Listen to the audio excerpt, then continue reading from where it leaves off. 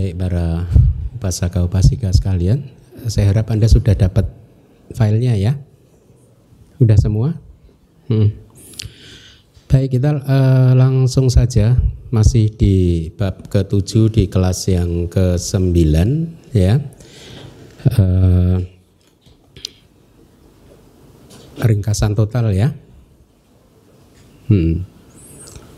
Jadi kita masuk di subbab yang berikutnya, yaitu sabak sanggaha ya. Saya terjemahkan menjadi ringkasan total. Ikuti saya. Sabak sanggaha, pancakanda, rupa kanda, wedana kanda, sanya kanda, sangkara kanda, winyana kanda. Coba diulangi lagi supaya Anda hafal.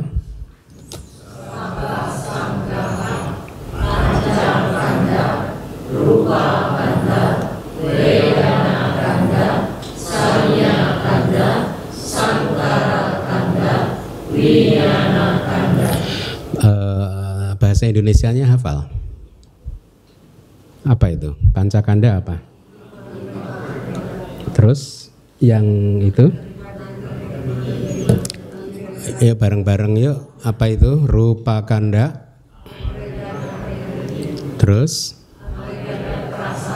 Terus?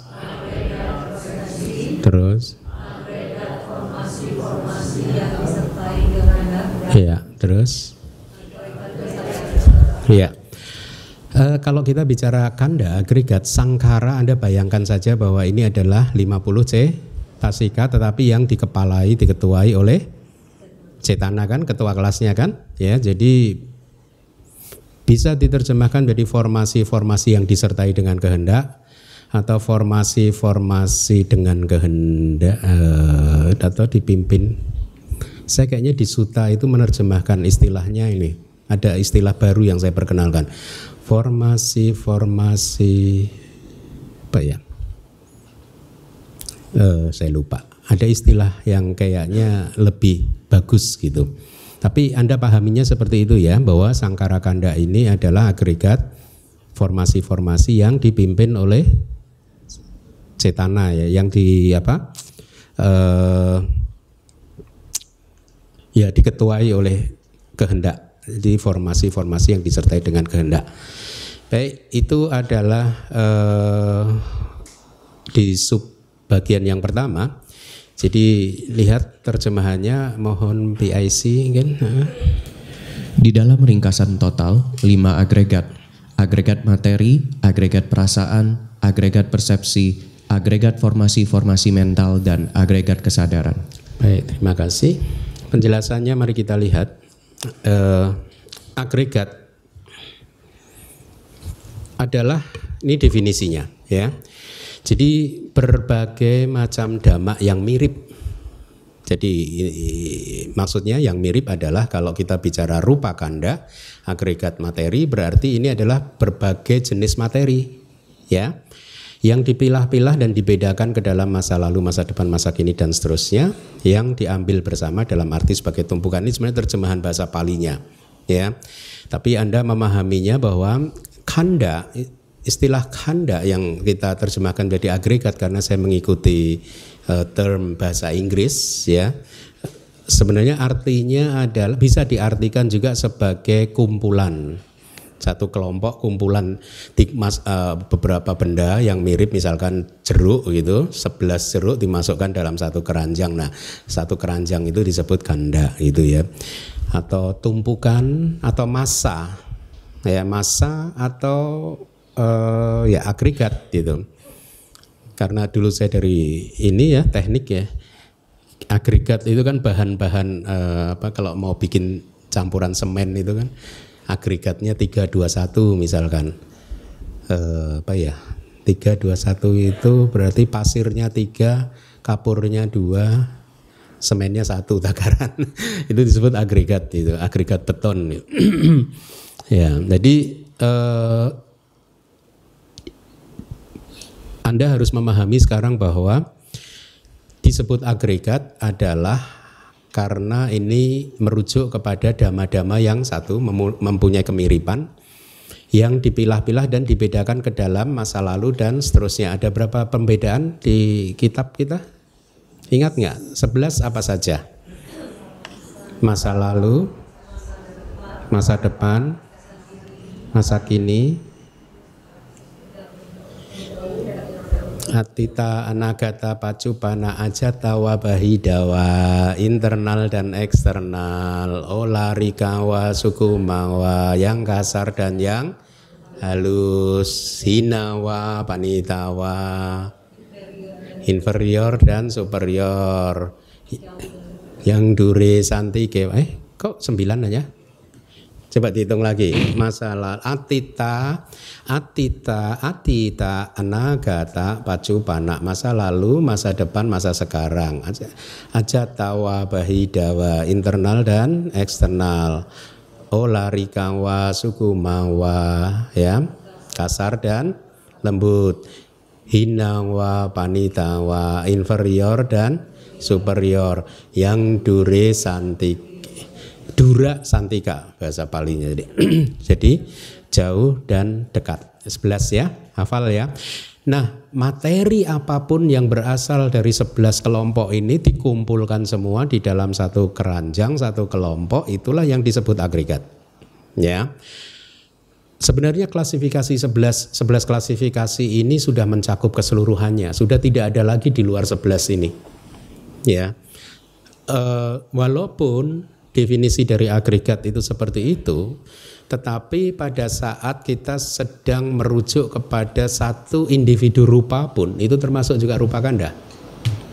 Jadi tidak harus berasal dari 11 klasifikasi baru disebut kanda, tidak. Satu individu rupa pun itu pun bisa disebut kanda. Kalau kita bermeditasi kan begitu.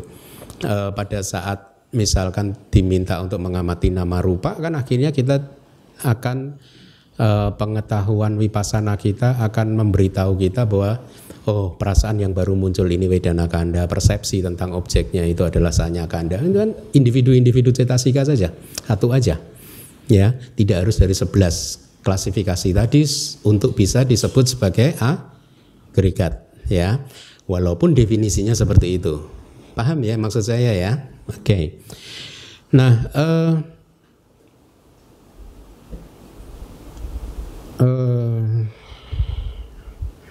iya, saya sudah meinikan dari Kamus Besar Bahasa Indonesia sebenarnya. Mungkin penting nggak penting sih, tetapi kira-kira dengan disebut sebagai agregat pun itu memenuhi syarat definisi kanda. Atau kanda juga bisa disebutkan sebagai massa gitu. Jadi kalau Kamus Besar Bahasa Indonesia, massa double S itu adalah sejumlah besar benda, zat dan sebagainya yang dikumpulkan, disatukan menjadi satu dalam satu kesatuan, itu massa. Jadi kanda juga bisa diterjemahkan menjadi massa.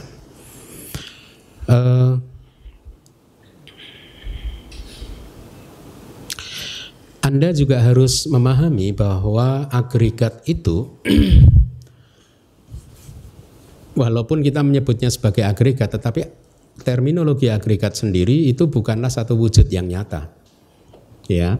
Jadi dia hanya alat bantu kita saja, kebenaran konvensional untuk membantu kita, atau Buddha menggunakannya sebagai alat bantu untuk menyampaikan kepada murid-muridnya bahwa kita ini terdiri dari 5 agregat, ya, yang berasal dari 11 klasifikasi, begitu, ya. Jadi agregat itu bukanlah sesuatu yang hakiki, ya. Dia hanya eksis di pikiran kita, ya. Oke, kita lanjutkan.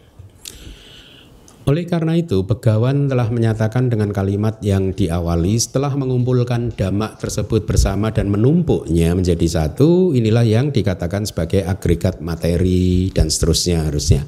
Demikian pula dengan agregat perasaan, agregat persepsi, sangkara, formasi-formasi yang disertai dengan kehendak, dan agregat kesadaran pun juga pengertiannya sama itu ya.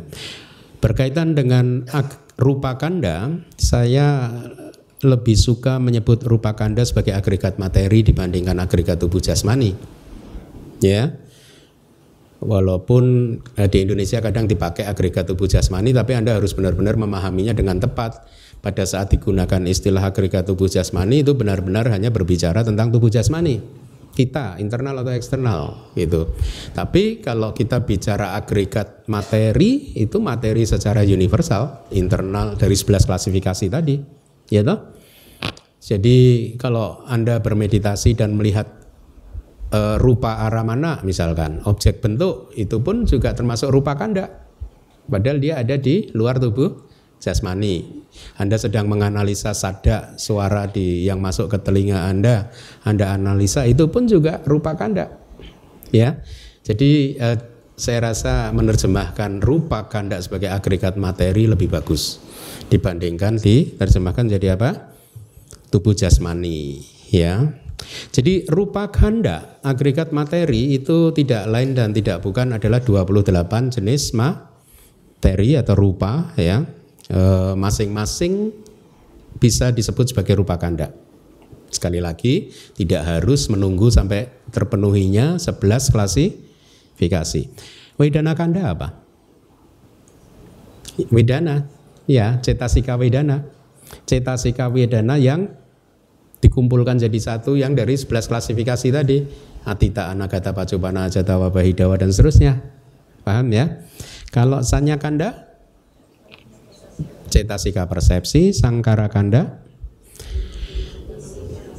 ya 50 cetasika, ya. Winyana kanda, berapa cita?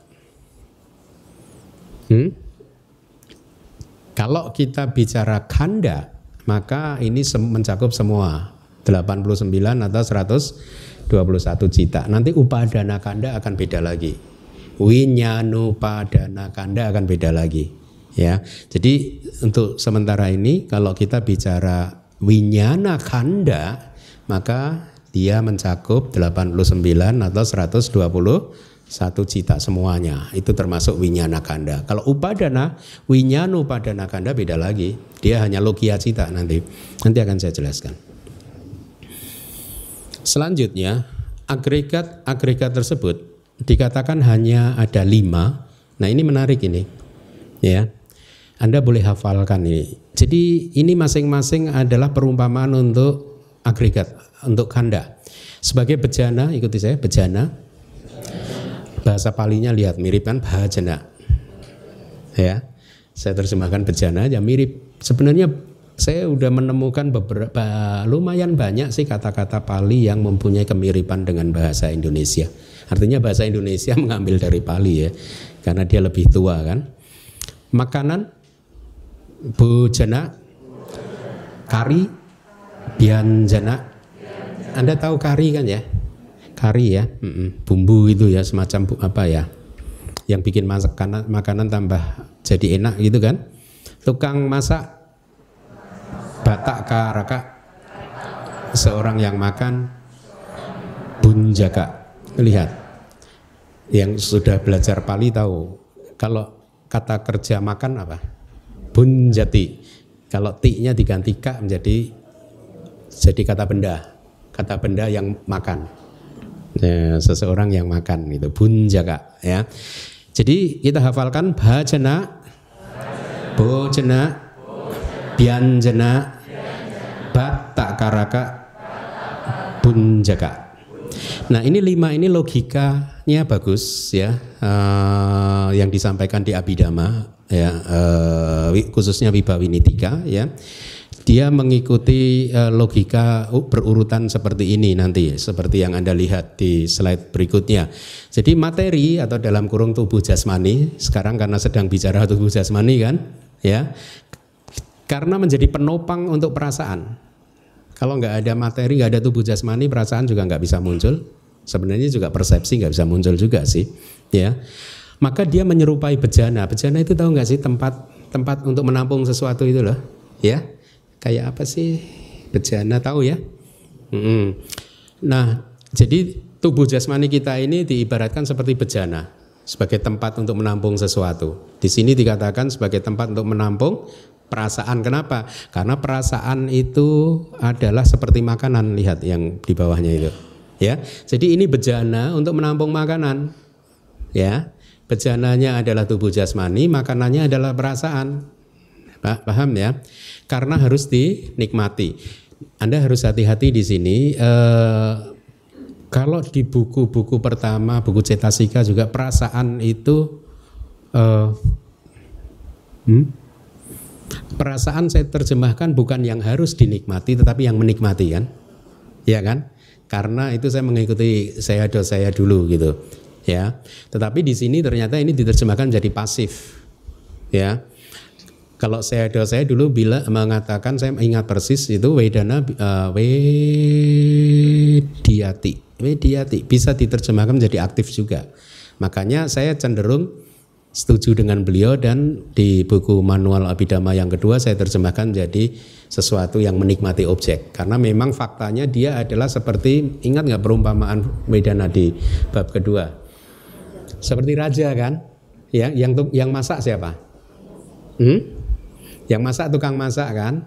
Si tukang masak begitu masak untuk raja, dia hanya mencicipi sedikit aja untuk memastikan makanannya enak kan. Tetapi yang menikmati makanan sepenuhnya siapa? Si raja kan. Makanya saya setuju dengan Sayadaw.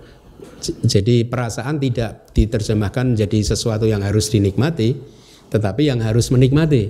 Tapi sekarang kita bertemu di Wibawinidika, kembali lagi menjadi pasif. Yang harus dinikmati itu karena harus dinikmati gitu. Dia memberi perumpamaan seperti makanan. Ya, jadi jangan bingung, nggak apa-apa ada perbedaan-perbedaan seperti ini. Saya rasa ini hanya cara Wibawinidika. Saya nggak tahu di kitab komentar dari Abhidhamma Pitaka apakah ada seperti ini. Sepertinya tidak. Jadi ini mungkin cara dari Wibawinidika untuk membangun logika tentang pancakanda. Paham ya? Jadi tubuh jasmani sebagai bejana, perasaan sebagai makanannya, persepsi sebagai karinya. Paham ya? Anda itu menyukai sesuatu karena ada kari persepsi. Kalau persepsi Anda positif, apa yang Anda pikirkan, Anda lihat, Anda dengar enak kan? Ya enggak? Kalau persepsinya negatif, pahit semua ya. Meskipun objeknya sama ya. Betul enggak? Karena ini karinya nih, persepsi gitu ya. Nah, jadi makanan ini menjadi enak atau tidak enak karena perbedaan persepsi. Anda harus perkuat pemahaman yang dalam tentang ini ya, sehingga Anda tidak mudah lagi tertipu oleh persepsi. Objek yang sama, kalau persepsi Anda berubah rasanya beda. Betul ya. Jadi jangan terlalu melekat kepada persepsi juga, jangan terlalu melekat kepada objek juga ya. Kemudian berikutnya formasi kehendak. Karena pengaturan sifatnya, Anda masih ingat Cetasika Cetana itu seperti ketua kelas yang mengatur teman-teman satu kelasnya kan, untuk semua saling belajar, tugasnya masing-masing dikerjakan, dia sendiri juga melakukan tugasnya, PR-nya atau pelajarannya, ya kan? Maka di sini karena pengaturan, kualitasnya dalam konteks pengaturan, dia menyerupai tukang masak. Jadi sudah mulai paham ya? Tubuh jasmani ini seperti bejana, perasaan itu seperti makanan, persepsi seperti kari, cetana, sangkara kanda seperti tukang masak ya, yang memasaknya. Wah, ini persepsinya lagi positif nih, rasanya makanannya enak nih. Lalu melakukan karma. Bisa loba dosa moha atau aloba dosa moha, amoha, tergantung. Ya. Akhirnya berdasarkan perasaan yang muncul dibantu dibumbui oleh persepsi, karma tercipta. Seseorang melakukan karma. Ya. Nah, kesadaran karena sebagai orang yang menikmati dia menyerupai seseorang yang makan. Jadi ini bukan orang harusnya. Karena sebagai dhamma yang menikmati itu dia menyerupai seseorang yang makan. Jadi kalau di Wibawini yang menikmati siapa? Kesadaran ya. Tapi sebenarnya tidak begitu tepat sih. Harusnya lebih benar seperti raja itu. Itu lebih benar. Tapi nggak apa-apa karena saya rasa ini cara dari beliau yang menulis Wibawinidika untuk membangun logika tentang 4 agregat. Ya, jadi sekali lagi 5 agregat. 5 agregat itu apa saja? Seperti apa? Bhajana yaitu bejana, bojana makanan, kemudian kari, terus tukang masak, terus orang yang menikmatinya, ya, itu logikanya begitu. Nah, sekarang kita masuk ke kelompok yang berikutnya, Pancupadana Kanda. Anda perhatikan itu terdiri dari 3 kata, panca plus upadana plus kanda, ya. Panca adalah 5, upadana kita terjemahkan jadi pelekatan, kanda adalah agregat. Berarti ini adalah, Anda menerjemahkannya adalah 5 agregat baru yang di tengah, ya. 5 agregat. Nah, seringkali seseorang menerjemahkan jadi 5 agregat pelekatan. Apa itu 5 agregat pelekatan? Makanya saya beberapa kali menyampaikan kan, tidak mudah ternyata mengajar Abhidhamma kalau tidak paham Pali loh. Kalau Anda, guru Anda mengajarkan Pancupadana Kanda adalah 5 agregat pelekatan, apa itu Pak maknanya coba? Apa itu pengertiannya? Padahal artinya sesungguhnya ini adalah 5 agregat yang menjadi objek untuk pelekatan, objek untuk upadana itu. Kita udah belajar upadana, ada berapa upadana? 4. Apa saja? Kamupadana, Didupadana, Silabatupadana, Atawadupadana. 4 upadana. 4 upadana ini berapa cetasika? Kamupadana loba, Didupadana didik, Silabatupadana didik, Atakwadu apa? Didik juga ya? Silabatupadana Atakwadu apakah? Kata berada. Iya didik. Berarti hanya 2 cetasika ya. Loba dan di ya. Jadi sekarang Anda tahu upadana adalah loba dan di. Semester depan Anda akan diajarkan Paticca Samuppada, tanha pacaya upadana. Ya, dari nafsu kehausan sebagai kondisi maka upadana muncul. Ya. Nah, upadana di sini walaupun di semester depan Anda akan diajarkan upadana ini sebenarnya di sini dalam konteks Paticca Samuppada harusnya itu hanya loba cetasika yang di-intensified, loba yang sudah semakin menguat.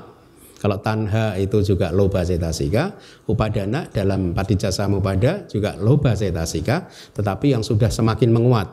Setelah Anda mempunyai nafsu, keinginan terhadap sesuatu, terus Anda biarkan, tidak diamati, itu menjadi semakin kuat, ya.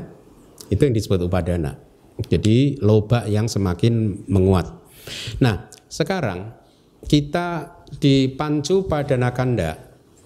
Tadi terjemahannya adalah 5 agregat yang menjadi objek pelekatan. Ikuti saya, Rupupadana Kanda. Itu terdiri dari rupa plus upadana plus kanda. Berarti diterjemahkan jadi agregat materi yang menjadi objek upadana atau pelekatan. Wedanupadana Kanda.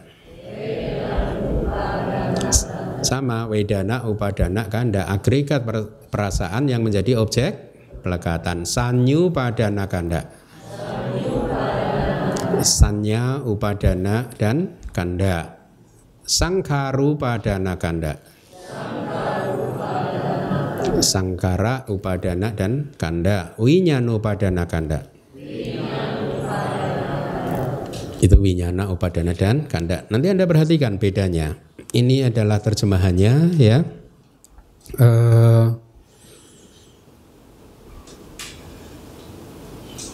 Malah katanya ada yang menerjemahkan begini, rupa padana kanda, agregat materi pelekatan. Apa itu maknanya? Ya. Oke, kita lihat penjelasan dari Wibawa ini. Agregat-agregat yang menjadi objek pelekatan adalah agregat-agregat yang menjadi wilayah penjelajahan gocara. Anda sudah pernah bertemu dengan kata Pali ini kan, gocara? Gocara di 28 rupa, ya, materi objektif, kalau bahasa Inggrisnya objective field sih sebenarnya, wilayah untuk objek, yang menjadi objek. Tapi sebenarnya arti dari gocara itu kayak wilayah penjelajahan. Jadi contohnya go, Anda tahu gona, udah ketemu nggak di bahasa Pali? Lembu ya. Jadi go, ya Anda ingat go cara, gona cara. Cara itu kayak mengembara, pengembaraan lembu. Jadi tempat untuk, jadi ini kayak bahu bihi juga ini mungkin, tempat di mana lembu mengembara untuk mencari makan. Makanya saya terjemahkan jadi wilayah penjelajahan kan. Wilayah penjelajahannya apa? Siapa? Wilayah penjelajahannya, kalau kita bicara rupa, gocara rupa itu adalah wilayah penjelajahannya kesadaran. Ya kan? Kesadaran mengambil dia sebagai objeknya kan? Ya, kalau di sini agregat-agregat yang menjadi objek pelekatan adalah agregat yang menjadi wilayah penjelajahannya pelekatan. Paham? Mirip logikanya dengan gocara rupa ya. Jadi di sini wilayah penjelajahan untuk upadana ya, pelekatan. Mereka yang diambil karena menjadi objek untuk pelekatan dikatakan hanya ada 5, yaitu materi, perasaan, persepsi, dan seterusnya. Oleh karena itu beliau berkata dengan kalimat yang diawali agregat materi yang menjadi objek pelekatan. Ya. Nah, jadi di sini kenapa dibedakan antara kanda dan upadana kanda? Ya. Karena Buddha bertujuan untuk meringkas semua dhamma-dhamma yang mirip, ya, tetapi dibedakan. Yang satunya adalah yang disertai dengan asawa. Asawa itu adalah noda batin, ya, ada 4 asawa kan. Yang disertai ataupun tidak disertai dengan asawa tanpa dibeda-bedakan, ya. Jadi kalau kita bicara ultimate atau realitas hakiki yang disebut agregat yang tidak dipisahkan atau dibedakan berdasarkan ini disertai asawa atau tidak, maka kita merujuk kepada kanda atau upadana kanda. Kanda yang umum kan, karena dia mencakup 89 semua kan, sama 121 cita semua tercakup dalam winyana kanda. Akan tetapi dengan tujuan untuk memperlihatkan ruang lingkup objek vipassana yang selalu disertai dengan asawa, maka upadana kanda diajarkan oleh Buddha. Ya, jadi paham? Ya, upadana kanda adalah objek vipassana kita. Sebenarnya kalau kita bicara objek vipassana adalah nama rupa. Tapi kalau nama rupa itu kita pahami sebagai pancakanda, enggak tepat juga. Kenapa? Karena logotara cita dan cetasika yang berasosiasi dengannya tidak bisa di luar wilayahnya vipassana. Vipassana hanya mengamati objek-objek duniawi. Ya, kesadaran adi duniawi bukan menjadi objek vipassana. Termasuk juga nibbana juga bukan objek vipassana. Ya, makanya dikatakan kesadaran adi duniawi dan nibbana adalah hasil dari vipassana. Kalau vipassana Anda berhasil, maka muncul kesadaran adi duniawi yang mengambil objek nibbana. Nah, jadi itu perbedaannya, ya. Lalu kalau tadi dikatakan bahwa upadana kanda hanya berbeda di winyanupadana kanda kan, ya, maka dengan kata lain untuk agregat-agregat yang lain Anda juga pahami perasaan. Kalau kita bicara wedanupadana kanda, perasaan yang kayak apa? Perasaan yang muncul dengan kesadaran duniawi. Perasaan yang muncul di kesadaran adi duniawi tidak bisa disebut sebagai Vedanupadana kanda. Paham? Demikian pula dengan persepsi. Persepsi yang muncul di kesadaran adi duniawi bukan Sanyupadana kanda. Demikian pula dengan sangkara. Sangkara yang muncul di kesadaran adi duniawi bukan upadana kanda. Itu ya. Nah, tapi bagaimana dengan materi lalu? Materi bisa dibedakan antara upadana dan kanda biasa atau tidak?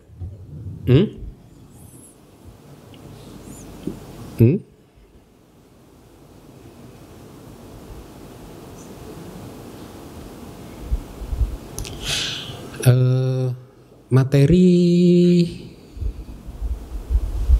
tadi definisinya apa? Tadi pertama disebut kanda, ya, itu pada saat kita tidak membedakan sesuatu yang disertai dengan asawa dan tidak, ya. Tapi kalau bicara upadana kanda, kita bicara dharma yang hanya disertai dengan asawa, kan? Paham? Nah, sekarang materi itu apa? Sasawa, ya. Ya, bagus.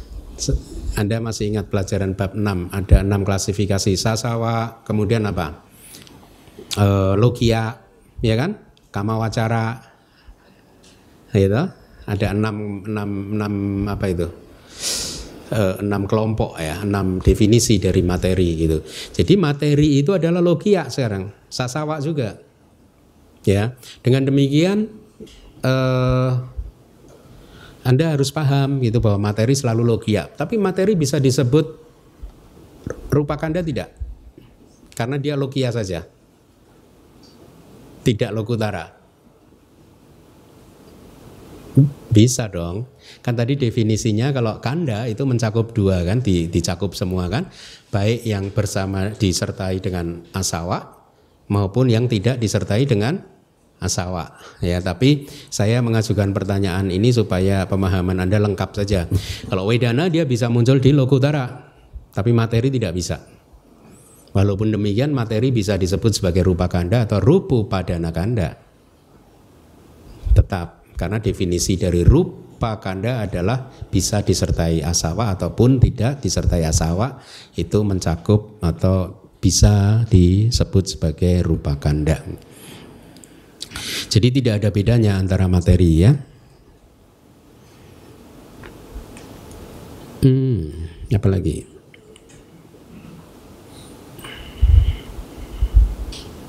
Oke, kita lanjutkan. Kita masuk ke klasifikasi yang berikutnya, 2 dasa yatanani.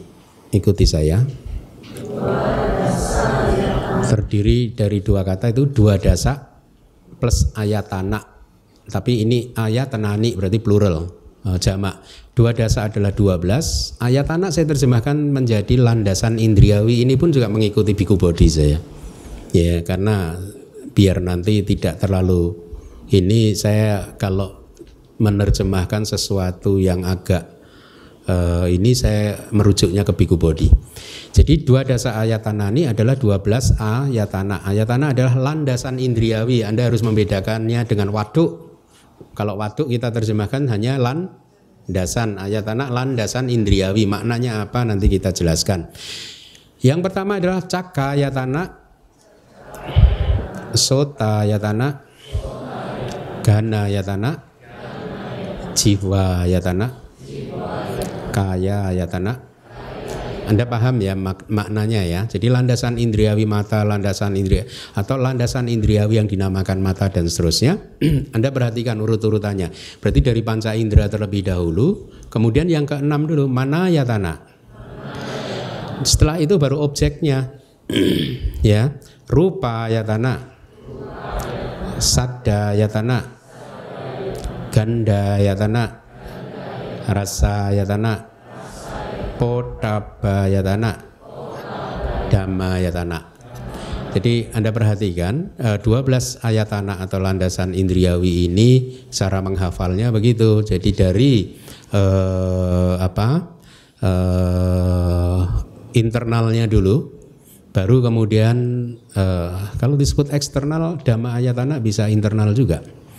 Dari landasan Jadi landasan indriawi dan objek-objeknya. Ya, jadi Anda mudah cakayatana setelah pancakanda berarti mana yatana kan, terus objeknya rupa yatana, sada yatana, ganda yatana, rasa yatana, kaya, potaba yatana, kemudian baru dhamma yatana. Ini terjemahannya 12 landasan indriawi. Saya terjemahkan cakayatana menjadi landasan indriawi yang dinamakan mata, landasan indriawi yang dinamakan telinga, dan seterusnya sampai tubuh tidak kesulitan. Anda sudah sering mendengar. Yang berikutnya landasan indriawi yang dinamakan batin. Jadi mana yatana saya terjemahkan di sini sebagai manaknya itu batin. Ya, landasan indriawi yang dinamakan batin, kemudian objek-objeknya. Landasan indriawi yang dinamakan objek bentuk, landasan indriawi yang dinamakan suara, kemudian ganda, rasa, objek sentuhan, dan objek mental. Dhamma ayatana adalah dhamma di sini adalah objek mental, objek batin. Ya, mari kita lihat penjelasannya. Disebut sebagai landasan indriawi ayatana karena kesadaran dan faktor-faktor mental yang mengambil objek dari berbagai pintu berjuang di sini. Artinya kesadaran dan faktor mental kalau mau melihat objek bentuk dia berjuang di caka ayatana, ya, cakupasada, ya, membentur dengan objeknya di sini, terjadi benturannya di situ juga, dan berusaha melakukan berbagai macam fungsinya juga di situ juga. Paham ya? Itu definisi yang pertama.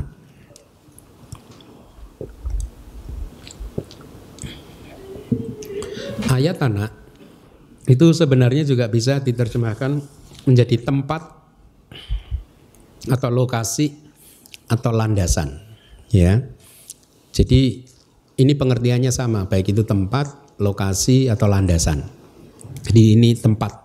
Makanya tadi definisinya misalkan caka ayatana di cakupasada, di bola mata kita, dia menjadi tempat di mana cita dan cetasika berjuang di sini untuk berbenturan dengan objeknya, sehingga akhirnya cita bisa melakukan fungsinya masing-masing kan,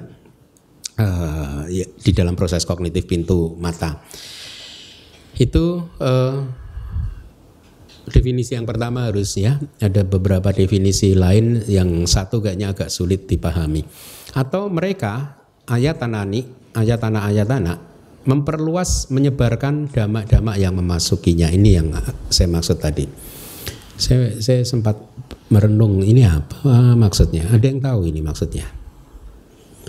Kalau dianggap menyebarkan objek bentuk tidak juga, atau suara masuk di berbenturan dengan sota pasada, suara juga tidak tersebar.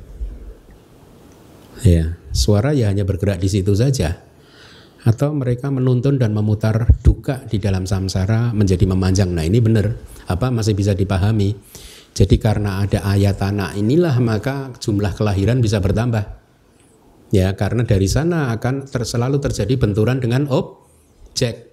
Selama kita masih putu jana, maka kita akan bereaksi dengan akusala cita, jawananya kan, atau bahkan dengan kusala cita pun juga memperpanjang jumlah kelahiran kan. Ya, ini definisi ini masih bisa dipahami. Atau mereka menjadi sebab untuk kesadaran mata, ini pun masih bisa dipahami. Ya, kan Anda masih ingat kan ada berapa sebab untuk kesadaran mata?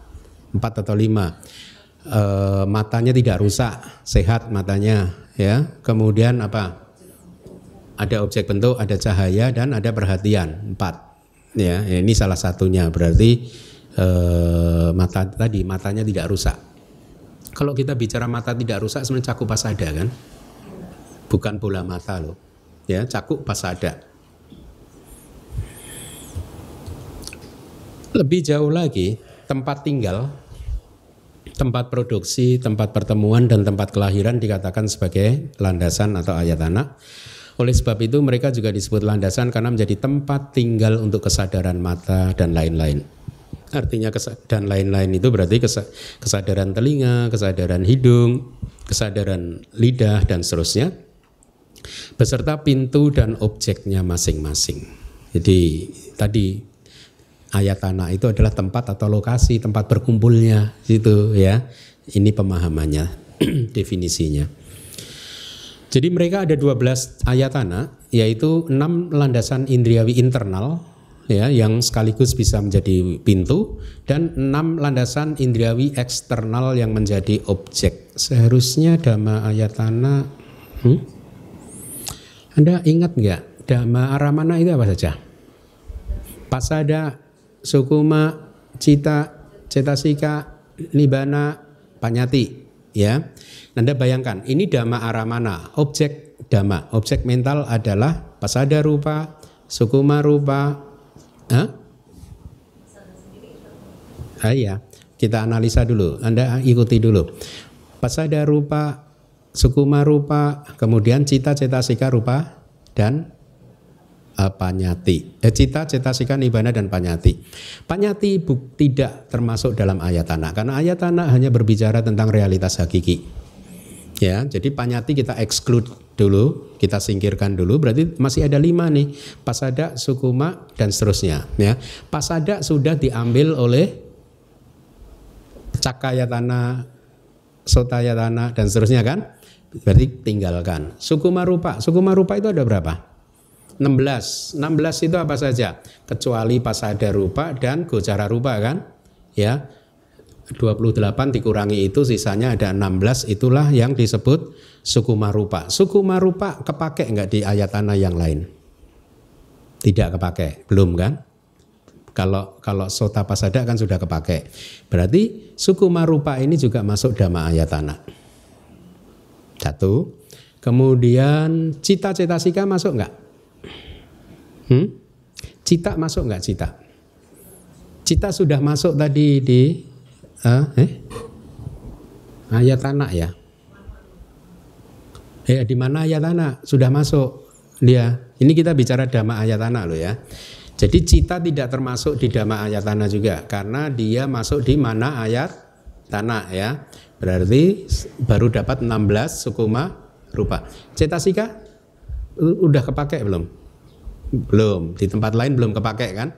Berarti 52 cetasika juga termasuk dhamma ayat tanah. Kemudian nibbana belum. Ya, berarti nibbana juga masuk dalam dhamma ayat tanah. Ada berapa berarti? 16, 52 dan 1. Harusnya 69. 16, 52, 58. Ya, 69 ya. Dhamma ayat tanah adalah 69 realitas hakiki. Itu kalimat palinya. Makanya tadi saya hitung dulu. Apa saja? 16 sukuma rupa, 52 cetasika dan nibbana. Ya, 16 tambah 52 ditambah 1. Nibbana ada berapa? 1 ya.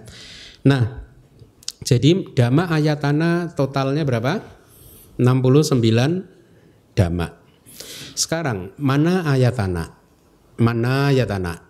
Landasan indriawi yang disebut batin ya, yaitu 89 cita ya dan 100 atau 121. Bisa dibagi ke dalam berapa elemen? Masih ingat nggak pelajaran bab 3?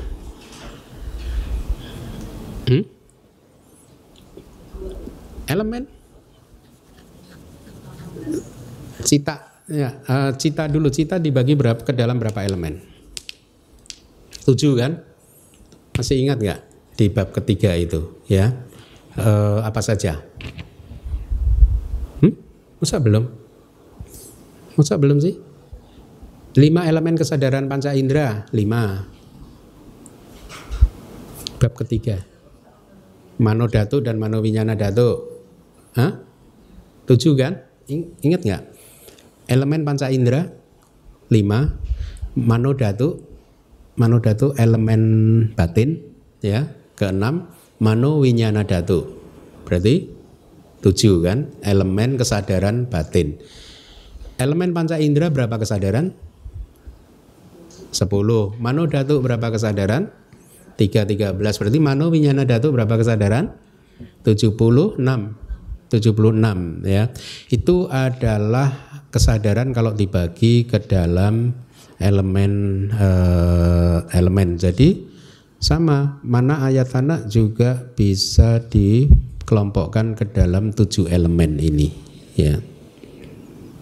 Nah sekarang Anda sering kan mendengar kalau dulu di hari Minggu saya ceramah cakunca, rupeca, patica, caku winyana upajati. Sering kan Anda dengar itu ya. Cakunca berarti cakungca, mata dan rupeca, objek-objek bentuk, dan patica bergantung, bersandar bergantung. Caku winyana upajati, caku winyana muncul. Artinya terjemahannya cakunca rupeca patica caku winyana upajati, bergantung kepada mata dan objek bentuk, maka kesadaran mata muncul. Nah, Anda bisa analisa sekarang mata itu apa di sini, berarti cakayatana. Objek bentuk apa? Rupayatana. Kemudian caku winyana masuk di mana?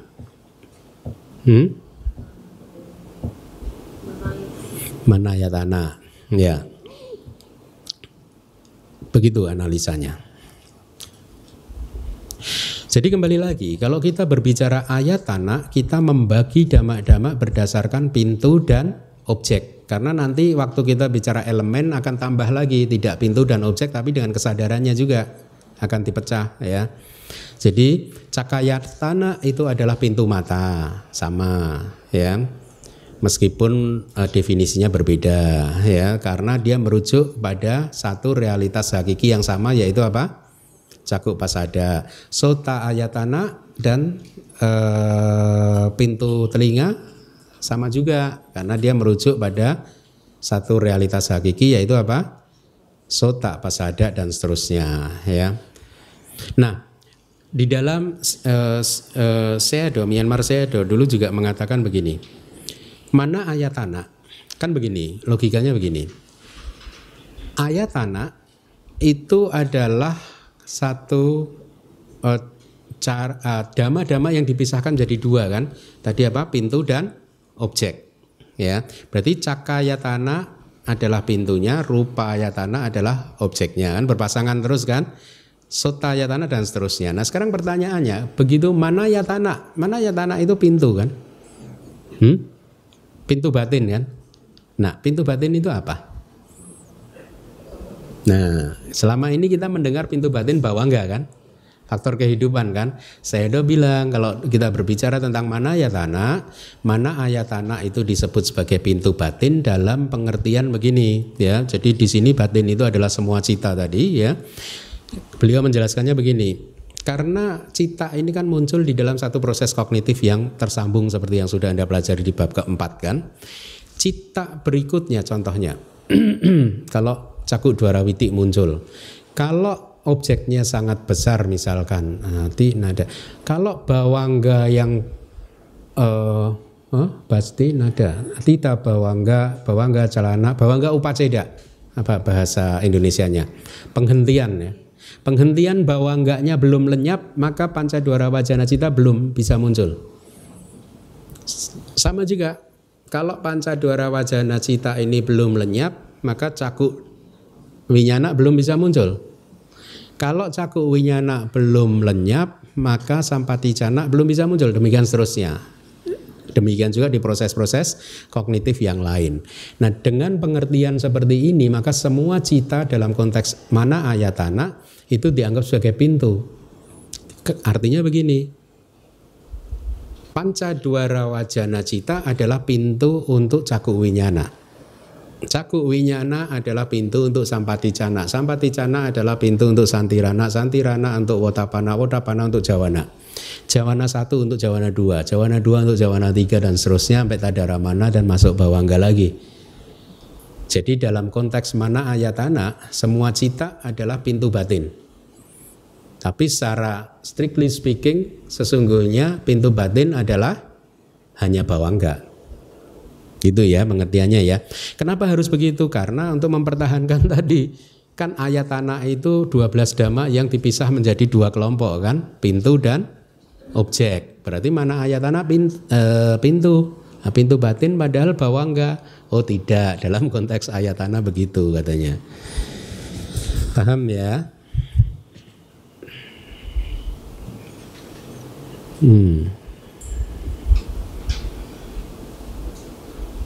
Oke, selanjutnya. Landasan indriawi yang dinamakan mata adalah mata itu sendiri yang juga merupakan landasan indriawi, itu definisinya. Kalau kita bicara mata di sini bukan bola mata, tapi sekali lagi apa? Caku pasada, ya. Ya, yang berikutnya adalah adha rasa datuyo. Adha rasa itu 18, datu yo itu berarti dia adalah elemen-elemen plural kan. Berarti ini adalah 18 elemen. Kalau tadi 12 ayatana. Nanti Anda kalau belajar Dhamma Sanggani, kalau kita sempat nanti, Anda akan diajarkan bagaimana menganalisa Dhamma dan kemudian dikelompokkan Dhamma-Dhamma itu ke 4 klasifikasi. Khanda, ayatana, datu, saca. Agregat, ayatana, elemen, dan kebenaran. 4 kebenaran mulia. Ya, ketika Anda belajar itu nanti pemahaman Anda akan makin dalam lagi gitu. Sekarang kita akan mempelajari 18 elemen. Ikuti saya, caku, datu. Anda perhatikan sama juga panca indera sampai ke caku, sota, gana, jiwa, kaya kan. Setelah itu objeknya rupa, sada, ganda, rasa, podaba. Ya, baru yang terakhir yang di batin. Kesadarannya dulu. Berarti tadi apa? Yang pertama elemen matanya dulu, kemudian objeknya 555 kan? Sekarang kesadarannya. Caku winyana datu, sota winyana datu, gana winyana datu, jiwa winyana datu, kaya winyana datu. Berhenti dulu 15 supaya Anda mudah untuk menghafalnya. Ya, mari kita ini lagi. Dari pertama tadi apa? Caku datu, sota datu, gana datu, kaya datu. Sekarang objeknya rupa datu, sada datu,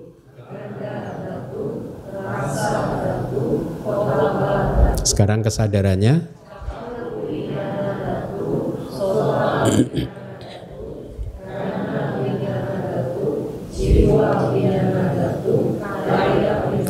lima 15 selesai. Baru sekarang aktivitas di batin. Aktivitas batin yang disebut sebagai ininya, pintunya di sini adalah mano datu. Objeknya adalah dhamma datu. Kesadarannya adalah mano winyana datu. Kira-kira begitu logikanya ya. Jadi mano datu, dhamma datu, mano winyana datu. 18 elemen sudah kita sebutkan ya. Jadi sekali lagi cara menghafalnya, yang pertama adalah panca indera, 5 yang kedua adalah objeknya masing-masing, 5 yang ketiga adalah kesadarannya masing-masing, 3 yang terakhir adalah mano datu, dhamma datu, kemudian mano winyana datu. Ini adalah bahasa Indonesianya, saya rasa tidak perlu dibaca. Ini saya juga masih belum memperbaiki ya. Harusnya elemen yang disebut mata, elemen yang dinamakan telinga dan seterusnya ya. Mungkin yang terakhir aja, 3 yang terakhir, elemen batin, elemen objek mental, dan elemen kesadaran batin. Itu adalah mano datu, dhamma datu, dan dhamma winyana datu. Penjelasannya adalah begini. Elemen-elemen atau disebut sebagai elemen atau elemen-elemen adalah dhamma-dhamma yang membawa karakteristik alamiahnya sendiri. Attano sebawang daren titik datu. Yo, itu definisinya ya. Dia membawa ya. Anda tahu nggak istilah Tipitaka Dara? Ya, karena beliau adalah seseorang yang membawa Tipitaka kemana-mana. Dibawa di mana? Di dalam memorinya. Ya. Atau mereka mengatur berbagai macam duka di dalam sangsara sesuai dengan kelahiran, artinya kelahiran yang kita ambil. Itu definisinya ya. Definisi yang berikutnya, mereka dipikul dan dibawa oleh makhluk-makhluk seperti barang bawaan oleh pembawa beban. Ya, itu di 18 elemen kita pikul terus kan. Hanya merekalah pengatur duka karena perilakunya yang tanpa pengendali. Ini perilaku tanpa pengendali itu anatta ya, ciri dari anatta. Dengan melalui mereka, duka di dalam samsara mengikuti selaras dengan makhluk-makhluk. Jadi artinya makhluk-makhluk dimanapun, lahir sebagai apapun ya, maka duka ini akan selalu mengikuti, tidak bisa tidak ada makhluk yang terbebas dari duka. Bahkan Buddha pun nggak terbebas kan, begitu parinibbana baru bebas ya. Dan duka yang telah diatur sedemikian rupa mati dan diletakkan juga di dalam elemen-elemen itu sendiri ya. Kalau meninggal dunia juga matinya di sana juga. Ini cara kitab komentar mendefinisikan begitu. Seperti halnya elemen-elemen rasa, darah dan lain-lain adalah konstituen untuk tubuh, atau seperti halnya elemen-elemen berwarna kuning, saya nggak tahu ini orpimen karena di kamusnya nggak ada. Jadi ini hanya bercerita bahwa elemen berwarna kuning dan merah arsenik adalah konstituen, komponen pembentuk batu karang. Mereka elemen-elemen tadi, datuk tadi yang kita sudah baca ada 18 tadi, itu menjadi konstituen untuk dhamma yang harus dipahami. Itu dari Vibhawinitika. Kembali lagi, caku datuk itu realitas hakikinya apa? Caku pasada. Sota datuk, sota pasada, dan panca indera yang lain itu elemen atau dhamma-dhamma atau realitas hakikinya adalah pasada rupa ya. Kalau rupa datuk apa? Rupa juga. Kalau kemudian caku winyana datuk, ada berapa kesadaran mata? 2. Demikian pula dengan sota winyana datuk dan seterusnya kan. Mano datuk 3 apa saja? Panca dwara wajana dan 2 sampaticana. Mano winyana datuk tadi udah dihitung 76. Dhamma datuk sama dengan dhamma ayatana. Ya, dhamma datuk dan dhamma ayatana sama 69 dhamma tadi. Ya. Ya, kita lanjutkan sedikit lagi. Ini topik yang berikut ini harusnya menarik. Cattari Arya Sacani. Ikuti saya. Ini adalah 4 saca, itu kebenaran-kebenaran sacani ya, Arya suci atau mulia ya. Sebenarnya Arya itu lebih ke suci gitu ya, tapi kita terlanjur memakai mulia, nggak apa-apa lah ya. Berarti ini adalah 4 kebenaran-kebenaran mulia. Dukang Arya Sacang. Kebenaran mulia yang dinamakan duka.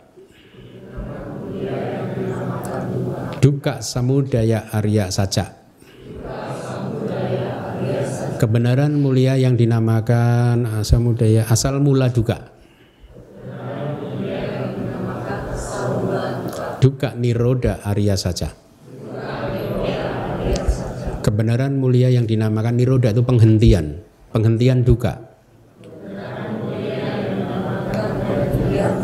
Duka niroda gamini pada Arya Saca. Anda menerjemahkannya dari belakang. Arya Saca, kebenaran mulia yang dinamakan jalan atau praktek jalan ya. Gamini, gacati. Nah, ada dengar kan? Nah, ini berasal dari akar kata yang sama harusnya. Berarti jalan yang berjalan menuju ke penghentian duka, itu caranya. Ya, di slide berikutnya udah saya berikan ya. Kita skip aja, kita lihat sedikit lagi. Kebenaran-kebenaran mulia, definisinya disebut mulia atau suci sebenarnya karena kebenaran-kebenaran tersebut membuat makhluk menjadi mulia atau suci, ya, itu definisinya. Disebut kebenaran karena sifatnya benar dan nyata, ya. Kita udah belajar di bab pertama dulu ada 2 jenis kebenaran, ya, konvensional dan hakiki, ya. Saya udah jelaskan kan waktu itu bahwa kalau kita bicara kebenaran menurut agama Buddha tidak harus merujuk kepada sesuatu yang agung, yang mulia gitu kan. Karena loba pun itu juga kebenaran. Ya toh? Kan bukan hal yang baik kan itu dhamma akusala dhamma kan, tapi itu pun juga kebenaran. Jadi artinya definisi kebenaran adalah sesuatu yang benar. Entah itu baik, buruk, itu disebut sebagai kebenaran. Itu pelajaran bab 1 ya. Tapi makanya di sini kayak kebenaran mulia yang kedua misalkan. Asal mula duka itu apa? Kebenaran mulia kedua. Tanha kan? Ya, tanha itu kan akusala cetasika toh? Loba cetasika, itu pun disebut kebenaran. Ya. Jadi berbeda kalau mungkin tradisi lain mengatakan kebenaran hanya mencakup sesuatu yang baik, tapi di dalam ajaran Buddha tidak harus mencakup pada sesuatu yang baik, karena yang tidak baik pun selama itu benar dan nyata, maka dia disebut sebagai kebenaran.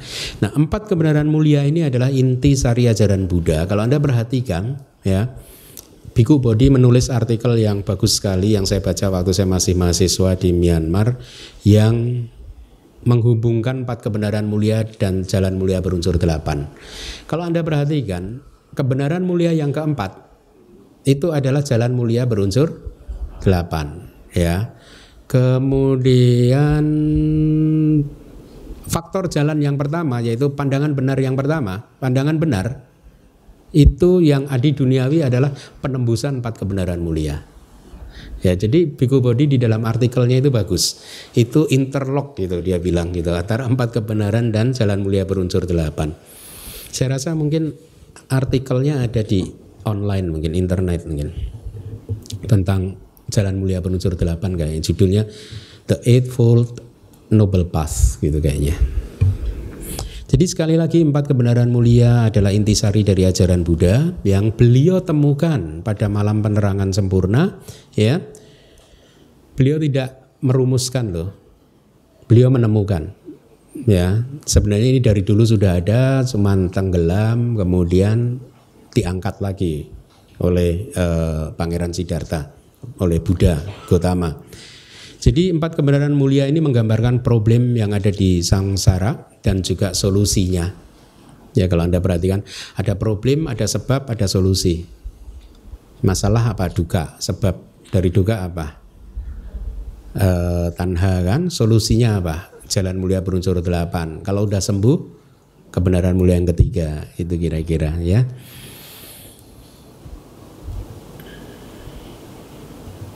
Oleh karena mereka menghasilkan 8 individu suci, ya, yaitu 4 individu yang sudah memasuki jalan atau bahasa Palinya adalah Maggata Puggala, ya, dan juga 4 yang berada di atas jalan buah yaitu Palata Puggala, ya, maka mereka disebut sebagai kebenaran mulia, ya. Dengan kata lain, kalau Anda ingin menjadi orang suci, Anda harus menembus 4 kebenaran mulia ini, ya. Makanya didefinisikan seperti itu tadi ya. Siapapun yang ingin jadi orang suci dia harus menembus 4 kebenaran mulia ini.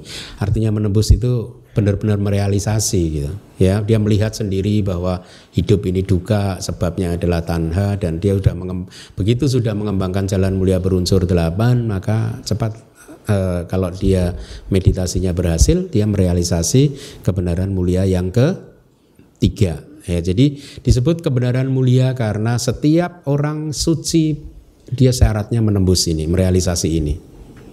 Ya. Kalau Anda belum merealisasi ini, maka Anda bukan orang suci. Yang harus ditembus 4, nggak ada diskon. Misalkan 3 aja boleh nggak sih gitu? Nggak, harus 1 aja boleh nggak? Yang saya akrab kebenaran mulia pertama mah, dan yang kedua deh gitu. Ketika tidak ada penembusan kebenaran, seseorang tidak tiba pada keadaan suci mereka. Tetapi ketika ada penembusan, seseorang pasti tiba pada keadaan suci. Selanjutnya, sifat yang menyiksa, ini untuk kebenaran mulia yang kedua. Sifat sebagai sumber kebenaran mulia yang ketiga. Sifat pelepasan, artinya terbebas dari duka, ya, yaitu nibbana. Dan sifat kebebasan hanya untuk duka.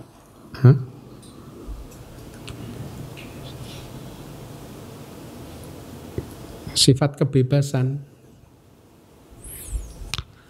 hanya untuk itu yang berikutnya itu duka asal mula, penghentian dan jalan itu sendiri. Berarti jalan adalah ciri kebebasan ya. gitu. Ya, begitulah Wibawini. Sifat yang menyiksa dan lain-lain, bukan sifat yang tidak menyiksa dan lain-lain, hanya untuk duka. Ini definisi duka, yaitu sifat yang menyiksa. Nanti akan ada definisi yang lain. Kenapa disebut menyiksa? Karena tersiksa oleh muncul dan lenyap. Begitu kita bicara definisi yang berikutnya tadi, tersiksa oleh muncul dan lenyapnya fenomena, maka segala sesuatu yang muncul dan lenyap itu duka. Jadi maha kusala juga duka. Meta karuna mudita upeka juga duka. Ya, panya juga duka. Kenapa? Karena muncul dan baru nibbana, nggak ada muncul dan lenyap. Ya, itu nggak ada duka di sana. Oleh sebab itu, karena karakteristik tersebut menyebar di sana di 4 kebenaran mulia tadi dan tidak di tempat lainnya, maka hanya mereka lah yang disebut sebagai kebenaran. Alternatifnya, kebenaran-kebenaran mulia adalah kebenaran-kebenaran para Arya, karena kebenaran tersebut harus ditembus oleh mereka, ya, atau kebenaran-kebenaran Arya.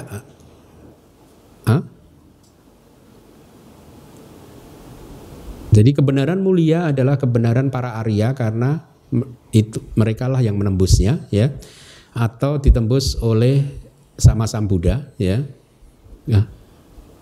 Gimana ini? Atau kebenaran-kebenaran Arya atau sama Sambuddha.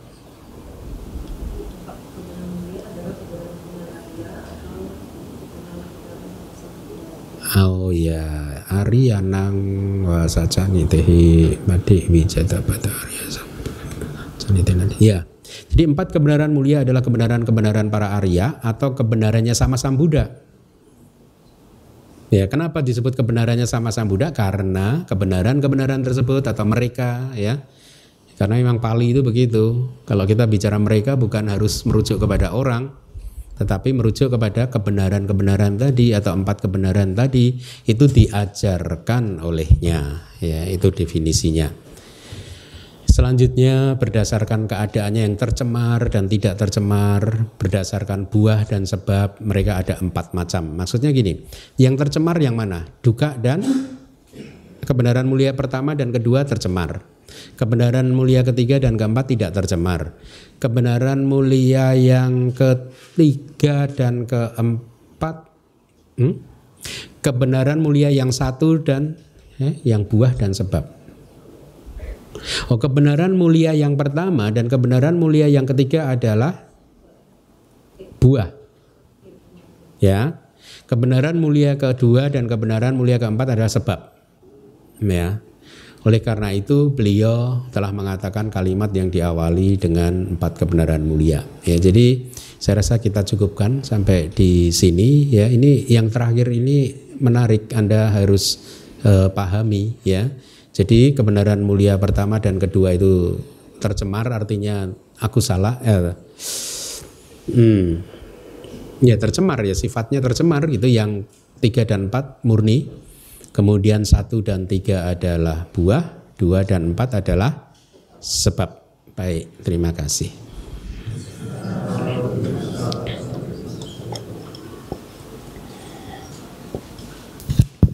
Terima kasih Bante atas penjelasannya malam ini. Kami persilahkan bagi Kalyanamita yang ingin bertanya.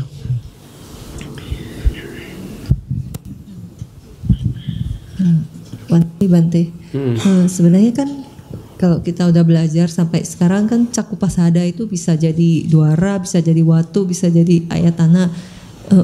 Maksudnya fungsinya untuk membedakan seperti itu untuk apa ya Bante? Iya, karena kadang misalkan kayak di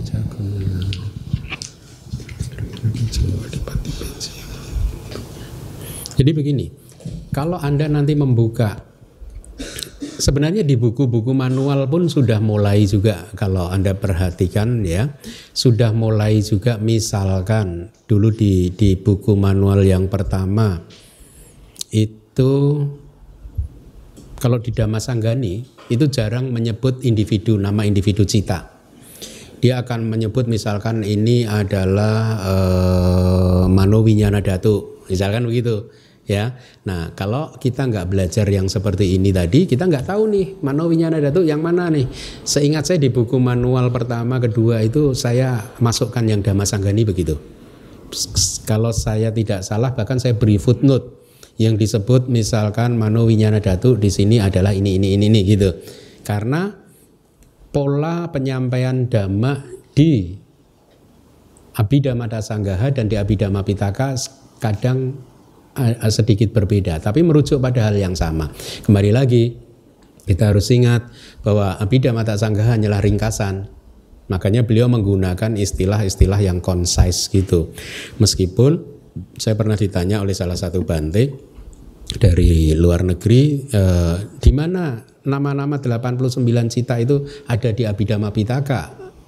Ada sebenarnya di Dhamma Sanggani dan di kitab komentarnya ada nama-nama cita itu, tetapi dia berserakan ke sana sini gitu, di sana sini, tidak seperti Abhidhamma Sanggaha ini kan sudah dikumpulkan, jadi kita mudah untuk mempelajari. Makanya hebatnya Acarya Anuruddha itu, beliau mengumpulkan dari semua kitab itu ternyata cita ada 89 saja gitu, dan 121 gitu. Nah jadi begitu, karena kadang kita di kitab-kitab Abhidhamma Pitaka maupun kitab komentarnya kita akan bertemu istilah-istilah yang seperti itu tadi. Misalkan Dhamma Dhatu. Dhamma Dhatu itu sering muncul di kitab komentar Abhidhamma Pitaka gitu. Kalau kita nggak paham bahwa Dhamma Dhatu itu tadi adalah seperti Dhamma Ayatana, nah kita akan bingung kan? Karena tidak ada penjelasannya lagi di kitab. Nah, saya nggak tahu ya, karena saya nggak punya kitab sub komentar dari Abhidhamma Pitaka dan sub komentar. Setahu saya di kitab komentar nggak ada penjelasan Dhamma Dhatu, gitu. Tidak ada penjelasan bahwa ini 69 dhamma seperti yang tadi gitu, ya. Jadi mungkin itu maksudnya. Kadang kita misalkan bertemu. Jadi setahu saya di Abhidhamma Pitaka dan kitab komentarnya, ya, jadi bukan dari Abhidhamma Sanggaha Wibhawini ini, istilah-istilahnya seperti ini tadi, Dhamma Dhatu, Dhamma Ayatana, itu istilahnya gitu. Jadi berarti Cakupasada itu boleh kita bilang sebagai tempat diproduksinya cita gitu.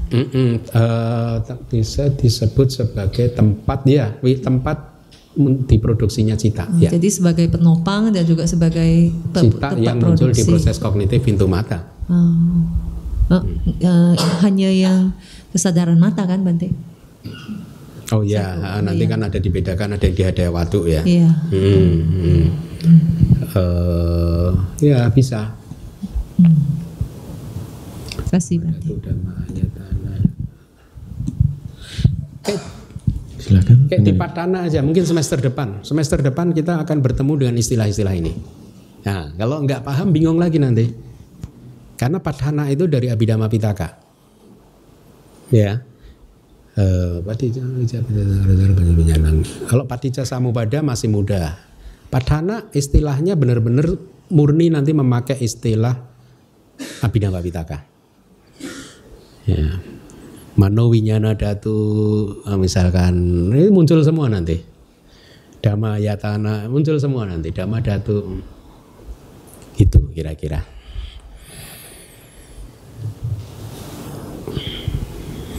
Ya, oke. Kalau sudah kita tutup. Saya baru periksa slide yang tersisa. Ya, satu kelas lagi selesai. Ya, selesai bab 7, 1 tahun lagi selesai. Bebas saya dari duka. Bab. Oh, proses materi ya. Oke. Iya.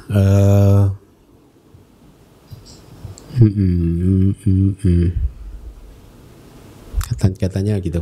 Mempelajari materi lagi katanya, proses materi. Naskah buku manual 6 udah selesai sih saya kerjakan.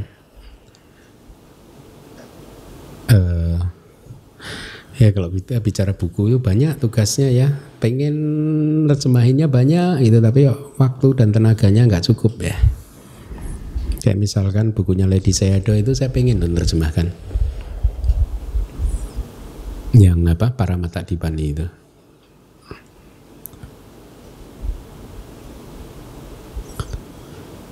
Jadi gimana hasilnya Anda belajar udah sampai bab 7? Blank enggak? Enggak. Anda merasakan manfaatnya enggak?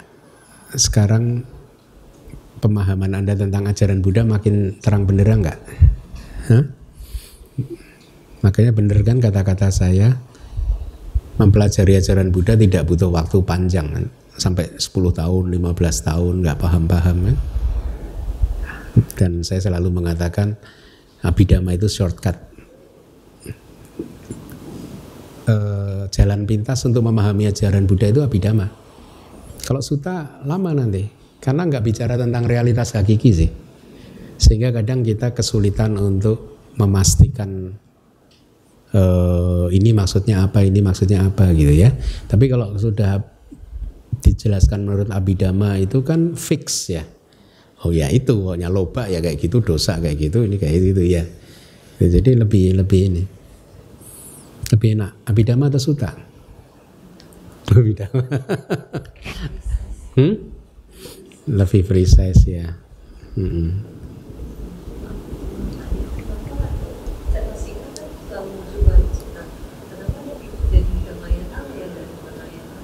Enggak apa? Oh ya enggak, mana ayatana hanya cita saja. Dipisahkan. Mana ayatana hanya cita saja. Iya sama kan, kalau Anda mengelompokkan ke Winyana Kanda kan nggak masuk cetasikanya. Ya toh? Karena ini harus dikelompok-kelompokkan, jadi dipisah antara cita dan cetasikanya. Oke, kita tutup yuk.